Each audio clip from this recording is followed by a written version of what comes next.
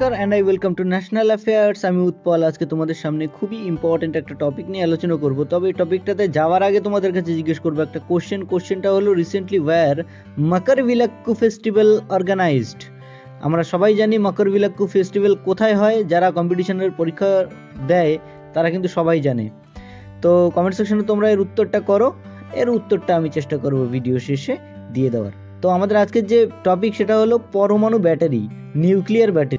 নাও recently China তৈরি করলো পৃথিবীর প্রথম পরমাণু ব্যাটারি, যে ব্যাটারিটা একবার চার্জ করলে 50 বছর পর্যন্ত চলতে পারে। তার মানে এই ব্যাটারিটা একবার যদি কেনা হয়, মানুষ কিন্তু সারা জীবন এটাকে ইউজ করতে পারবে। যে কোম্পানি এই ব্যাটারিটা বানালো তার নাম হলো বিটাভোল্ট। একটা 5 টাকার কয়েন যতটা সাইজের হয় তার থেকেও কিন্তু এই ব্যাটারিটা ছোট হয়ে থাকে।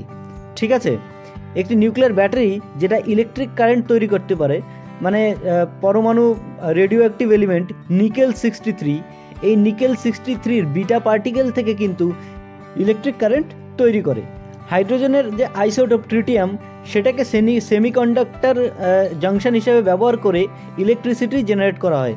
তবে এটি থেকে তাপ কিন্তু নির্গমন হয় না, মানে টেম্পারেচার বেড়ে যাবে না, এরকমভাবেই এটাকে তৈরি করা হয়। এখনও পর্যন্ত এটি কিন্তু খুব কম পরিমাণে ইউজ করা হয় মেডিকেল যে ডিভাইসগুলো, যেমন পেসমেকার এবং যে মিলিটারি ইকুইপমেন্টস বা স্পেসের ক্ষেত্রে এগুলো ব্যবহার করা হয়।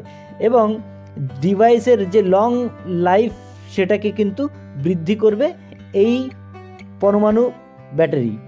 ঠিক আছে, এবার আমরা চলে যাবো আমাদের কোশ্চেনটা ছিল যে মকরভিলাক্কু ফেস্টিভ্যাল কোথায় অর্গানাইজ করা হয়ে থাকে। তো মকরভিলাক্কু ফেস্টিভ্যাল আমরা সবাই জানি যে কেরালার যে সাবরিমালা মন্দির, লর্ড আয়াপ্পার পুজো করা হয়, সেখানেই কিন্তু এই মকরভিলাক্কু ফেস্টিভ্যাল আয়োজন করা হয়ে থাকে। তো এই ছিল আমাদের আজকের টপিক। আশা করছি তোমাদের ভালো লেগেছে। সামনে কোনো একটা ইম্পর্টেন্ট টপিক নিয়ে এসে আমি আবার হাজির হব। সো ততক্ষণ পর্যন্ত বাই।